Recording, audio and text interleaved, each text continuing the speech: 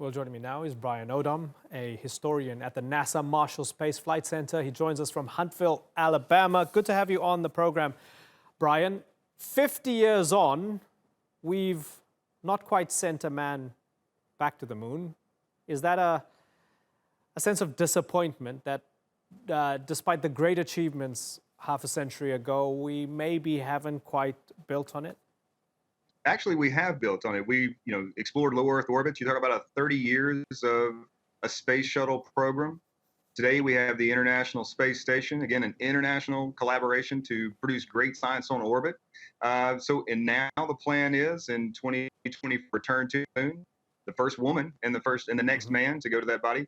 But again, it's something to look forward to, and we've learned a lot over those years about living in ways that we're going to lessons, and we're going to move on.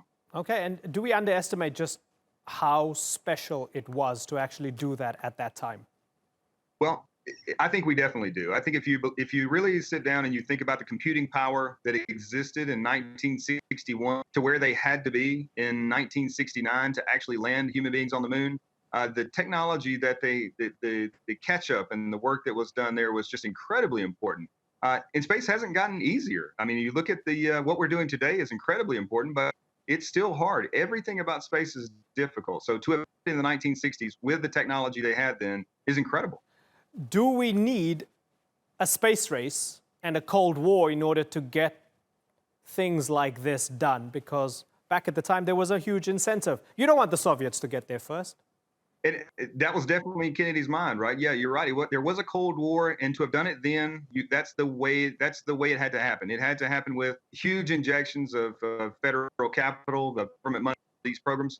But today, you can't do it that way. There is no Cold War like there was in the 1960s, 70s, in that period.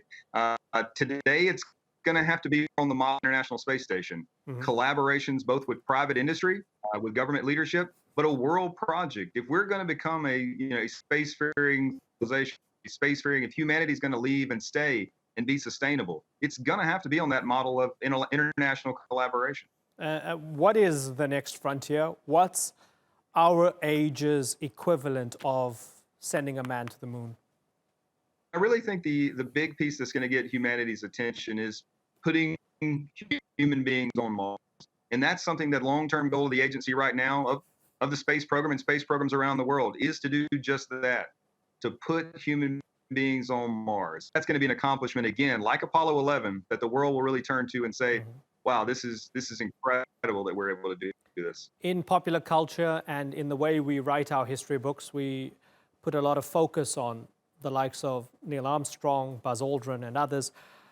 Did they deserve to have that level of incredible respect? How important was it to get the right people to be a part of this thing?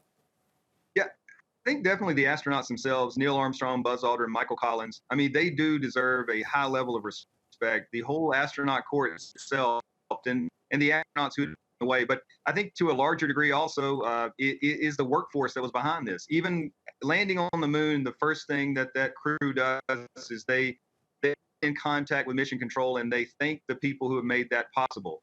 A workforce of over 400,000 people who had also sacrificed. But the astronauts do deserve that acclaim because they took the risk in a time where space travel in its infancy is incredibly risky. These people paved the way as Renaissance figures in a way that I think will be remembered. Neil Armstrong will go down in history as a great explorer. Brian Odom, good to have you on the Newsmakers. Thank you very much for joining us. Hey, thank you. Very fun.